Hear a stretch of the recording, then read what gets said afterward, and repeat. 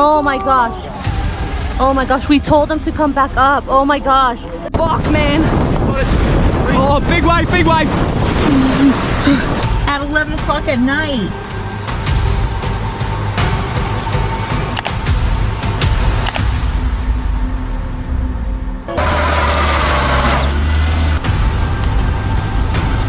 Чуваку.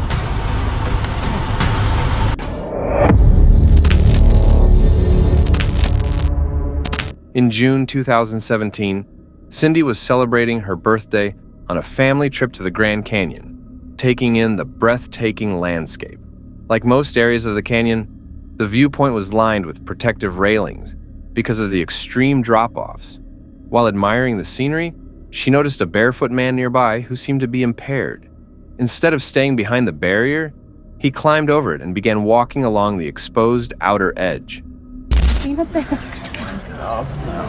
should come back. Is there anybody that works here?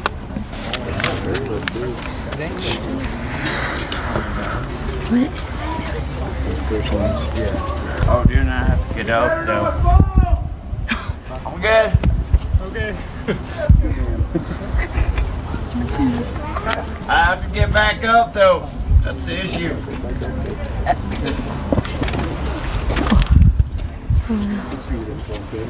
Just come back, man.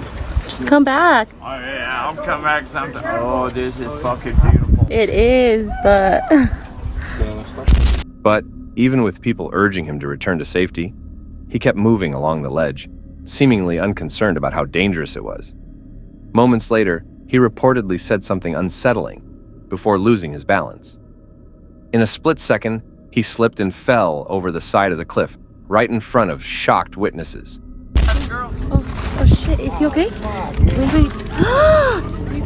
Oh no, oh no. No, don't look. Oh my god. Oh my gosh. Oh my gosh. Oh my gosh, we told him to come back up. Oh my gosh. Oh my gosh. Oh my gosh. We need to call. You have your phone. Get your phone. Helicopter is out. Can we call? Oh my gosh. Dumbass. Oh my god, baby girl. Back in. Oh my gosh. He's never happy before. Is he not? He's not moving, huh? He's not moving. Hello? Hello?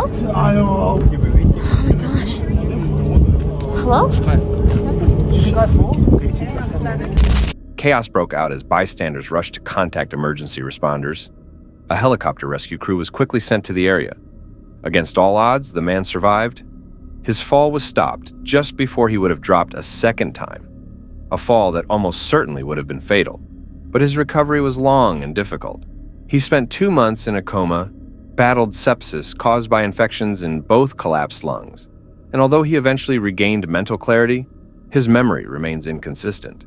Some believe he simply misjudged the risk during an impulsive moment, possibly heightened by intoxication. Others view it as part of a growing pattern of risky behavior in tourist destinations, where the drive for attention or a dramatic moment can overshadow basic safety. Was it a reckless decision influenced by alcohol, or an extreme attempt to stand out that went too far? Whichever the case, one truth remains. No scenic view is worth gambling your life on, especially when the safe vantage point is just a few steps behind a railing. The YouTube channel Whitey's Fishing is recognized for its intense, high-energy outdoor fishing adventures. But in this upload, what began as an ordinary trip quickly transformed into a frightening and potentially deadly situation. 3 teenagers, Jacob, Sam, and 15-year-old Ray, head to a rocky shoreline, hoping to catch some fish. Even with the less than ideal weather, they continue on, expecting nothing more than a normal day near the water. But soon after they arrive, everything changes in an instant. Oi, I don't reckon you're getting it. What's it called? Oi, don't, fuck! He's in the water, dude! Dude, just try to swim towards us, bro. Oi. Chuck us a pole. Oi, you just be on wave watch.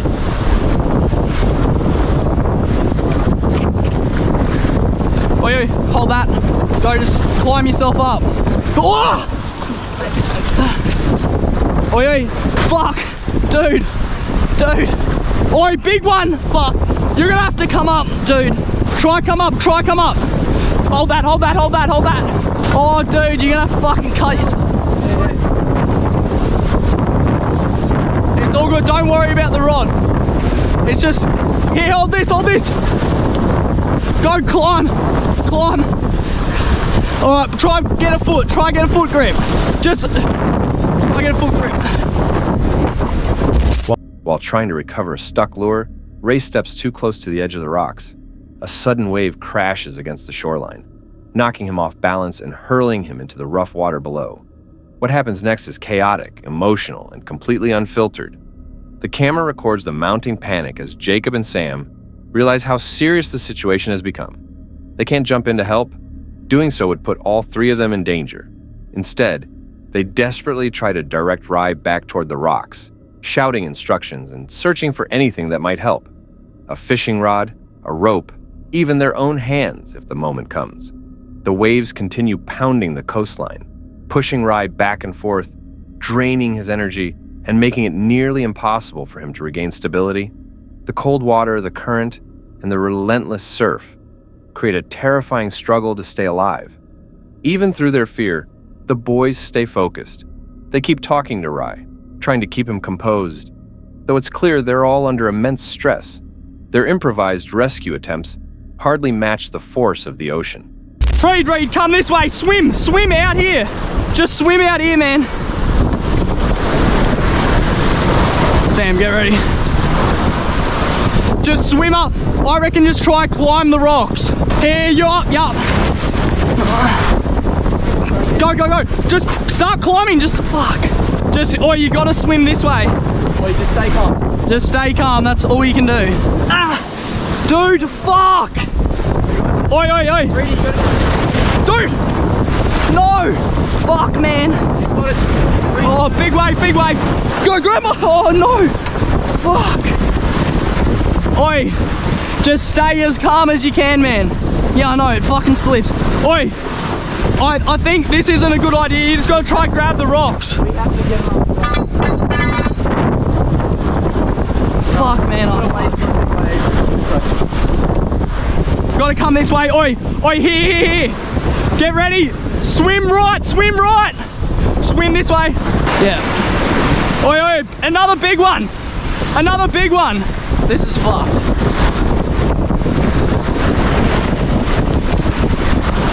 Fuck, man. Time feels stretched. With every wave, the danger intensifies. Ray grows visibly tired, holding on to whatever hope he can and relying on the guidance of his friends as he fights to keep his head above water. Finally, after what feels like an endless ordeal, Rye manages to get close enough to the rocks for one last attempt. Jacob and Sam reach down, grabbing hold and pulling him upward as the waves crash behind him. When he finally climbs to safety, the moment is overwhelming and raw. The three teenagers collapse together, shaking and out of breath, acutely aware of how close they came to disaster. This wasn't a simple near miss caused by chance. It was the outcome of taking risks in a dangerous environment. Yet, their ability to stay calm, communicate, and avoid reckless decisions likely saved Ray's life.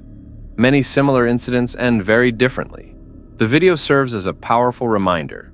No catch is worth risking your safety or your friends. Coastal rocks may appear stable, but the ocean can change in a split second. Would you have known how to react in their situation? Or would panic have taken the lead? Share your thoughts in the comments. And if you want more real stories that reveal both the excitement and danger of the outdoors, be sure to subscribe.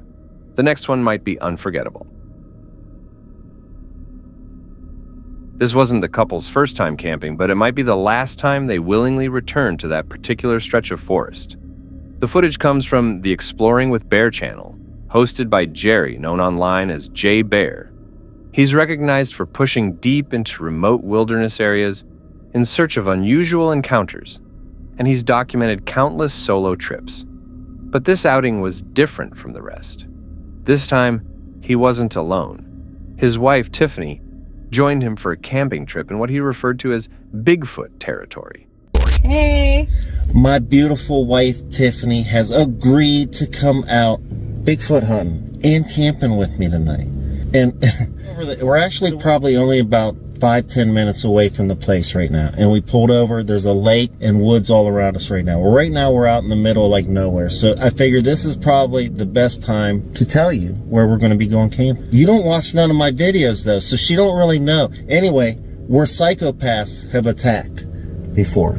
That was like a year and a half ago though. This is where the tent that got mangled of mine, and I had to get a new tent and everything. This is where that happened. You said we were going somewhere safer. Well, it's been a year and a half, so that's a long time. But time heals all wounds. That's a long time. You know, what's the chances of another psychopath showing up tonight? Right there. Here comes one now. Here it is. By the way, we're on a road where there's hardly ever any cars to go down. Till now. A secluded region surrounded by lakes and known for unsettling experiences.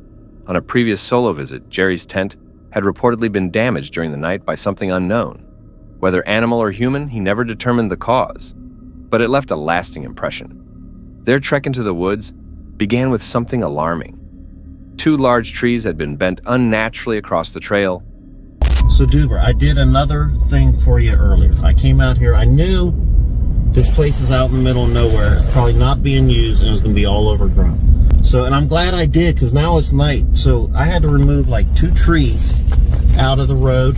And then, oh, wait till you see these bends. So one of the signs for Sasquatch is, we'll have to look for more. But bent trees, weirdly bent trees. And that's right by the campus. It was like something was trying to block the entrance with all the trees going across and then the 2 bent trees. So wait till you see it, I'll show it to you. But it's so pretty interesting right off the bat. But I did clear it all out for you. So now we're not gonna have like, we gotta walk through like tick magnets, and it'll be nicer. It'll be nicer to move around the camp. Which Jerry suggested could be a territorial marker, a detail often discussed in Sasquatch-related accounts. Whether coincidence or something else, the site left both of them uneasy. After clearing the path, they reached their campsite and tried to set a calm tone. Tiffany admired the lake nearby, and Jerry showed off a stash of snacks he'd packed for the trip. But underneath the lighter moments, tension hovered.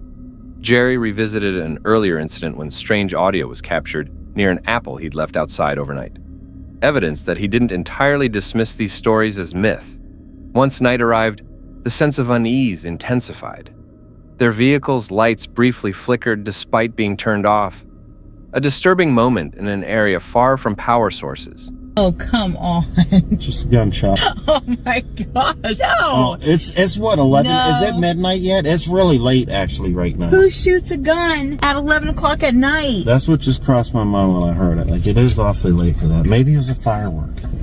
It's close to the 4th. Or psychopath. They're out here. Then, a single gunshot rang out in the distance. It was close to midnight, and the sound cut through the quiet in a way that shifted the energy of the entire night. It wasn't close enough to see, but it was unmistakably within earshot, far too strange to ignore.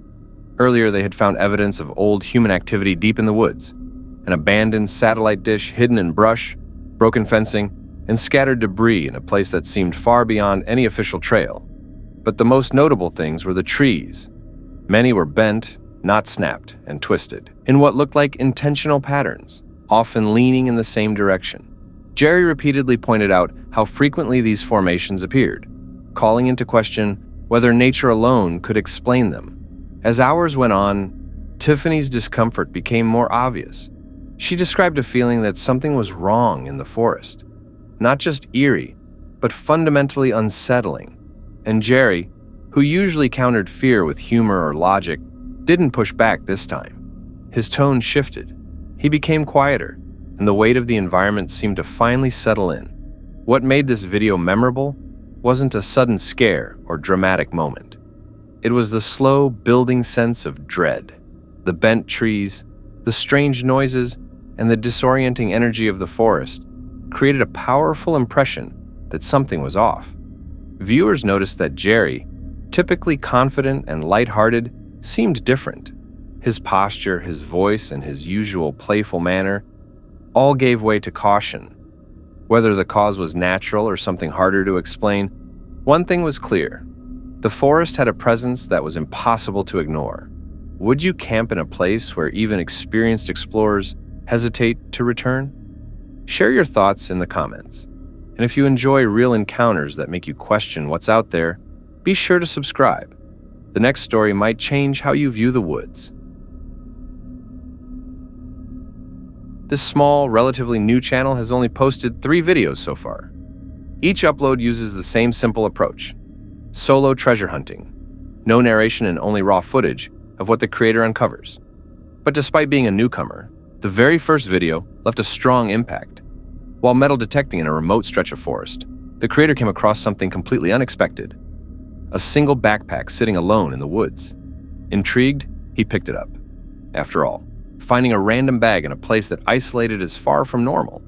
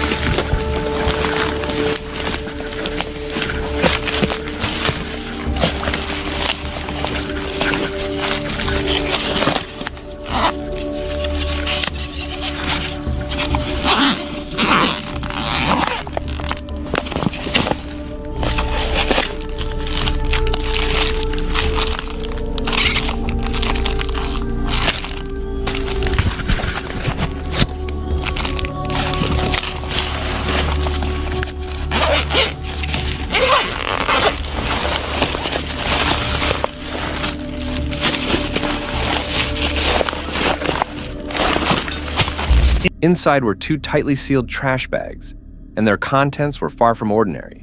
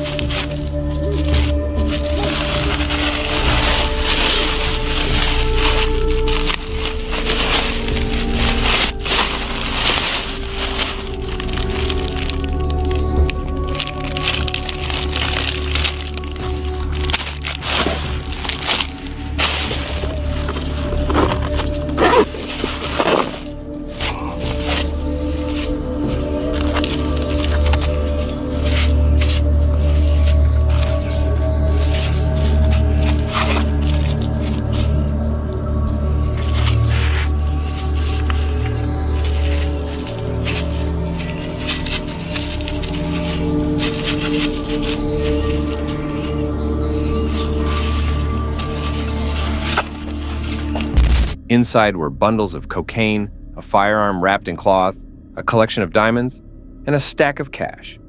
Everything inside pointed to serious criminal involvement, likely someone connected to drug trafficking who had hidden valuable items deep in the forest, confident no one would ever locate them. Coming across something like this could be incredibly lucky or extremely dangerous, because whoever left it there would not be happy to find it disturbed.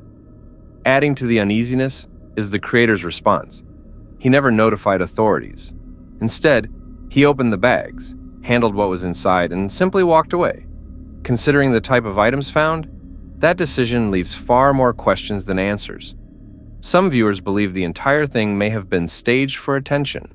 It's unusual and risky for anyone to casually rip open bags filled with illegal substances on camera. But if the discovery was real, then the creator may have unknowingly put himself in serious jeopardy. Was this an authentic criminal stash uncovered by accident, or a carefully crafted scene designed to go viral? No matter which theory you believe, one thing is clear. A discovery like this is hard to forget. The footage comes from a remote snow-covered region of Romania. Two cousins were driving along an icy back road when their vehicle became stuck in the snow. The one holding the camera, who also runs the channel, began recording the moment, partly to tease his cousin about getting the car stuck. At first, the situation felt casual and lighthearted, but as the camera continued rolling, something unexpected appeared in the distance. Даймо.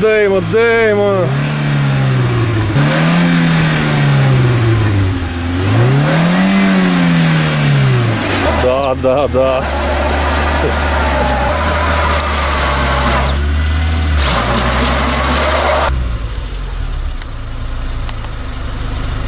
Чуваку.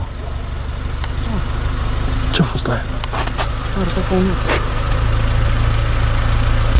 At first barely visible, a figure stood still among the trees, upright, motionless, and clearly observing them. The moment it seemed to realize it had been spotted, the figure abruptly turned and sprinted into the forest, leaving both cousins startled and genuinely disturbed. Their reaction wasn't exaggerated or theatrical, which only made the moment feel more believable. Whatever appeared in the background wasn't something they planned for. Could this have been a rare sighting of the creature, tied to local folklore, often compared to Bigfoot? While it's possible the figure was simply a person wearing a costume, the environment, the weather, and the spontaneous nature of the recording make staging seem less likely, though still within the realm of possibility. So, what did they actually capture that day? A prank set up without one cousin knowing, or a glimpse of something that has managed to remain hidden in Romania's wilderness for generations? In the depths of the Canadian Rockies sits an isolated spot known as Spirit Camp. Once regarded as sacred by indigenous groups and used for ceremonial burials, it has since become the center of numerous unsettling stories. Over time, even longtime residents have chosen to steer clear of it. Accounts continue to circulate about disrupted graves, mysterious voices drifting through the trees, and strange occurrences that leave experienced hikers on edge. One man, determined to learn the truth behind these legends, sets out alone for 4 nights in Spirit Camp. He records his trip without narration or commentary, just a quiet camera left running to capture whatever the wilderness decides to show. Спиннинг я с осени не доставал.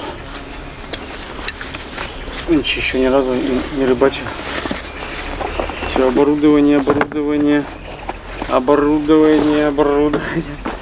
Вон сколько всего. Рыбачить буду на вертушечку, вот на такую. Вертушка та же с прошлого года. Ничего у меня не поменялось. Пришлось, короче, все это дело обрезать.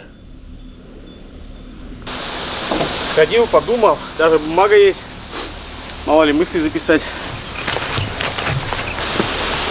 Ну все, ребята, спиннинг собрал. Короче, еще один поводок нашел на запас. Такой ядреный, как вот этот чай. Очень крепко завалился. Сейчас тихонько пойду, покидаю. В этой речке есть и хариус, и щука. Так, беру только самое необходимое.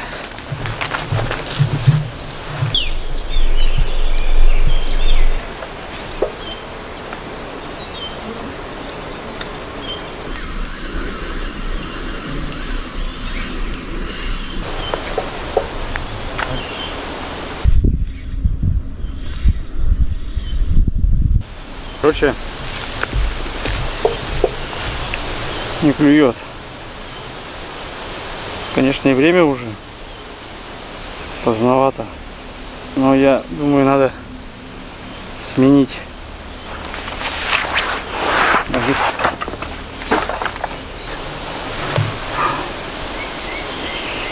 Накидался. Вот эта кепка, она, конечно, классная, все, но она насквозь вся светится. Гнус, вот эта вся машкара, через нее едят, как я не знаю, как будто ничего на голове нету. Приходится надевать вот так вот капюшон. Капюшон надеваешь, блин, жарко. В общем, есть нюансы. Оторвал, порвал нить, ну, короче, сам узел завязал. Сейчас буду разматывать и обрезать лишнее. Ну и чай я попью и пойду с этой стороны. The first 2 days pass quietly. Wildlife occasionally wanders near his campsite, and the surroundings seem calm. Just another peaceful stretch in the back country. But everything shifts on the second night. Once darkness settles over the forest, a sound tears through the silence. A deep, throaty roar rolls through the trees, far louder and more resonant than anything typically found in the region. Its tone is oddly similar to that of a lion, an animal that doesn't exist anywhere near this part of the continent. Moments later, the quiet is broken again, this time by heavy, deliberate knocks against the trees. The steady pounding is a hallmark often linked to reported Bigfoot activity, commonly called wood knocks. Such claims frequently describe strange vocalizations and eerie cries traveling through the night. Skeptics might argue the noise came from an elk or maybe a bear, but neither explanation fully matches what was captured. The roar carried too much depth, and the knocks were too intentional. Together, they've sparked speculation that something less familiar may have been responsible.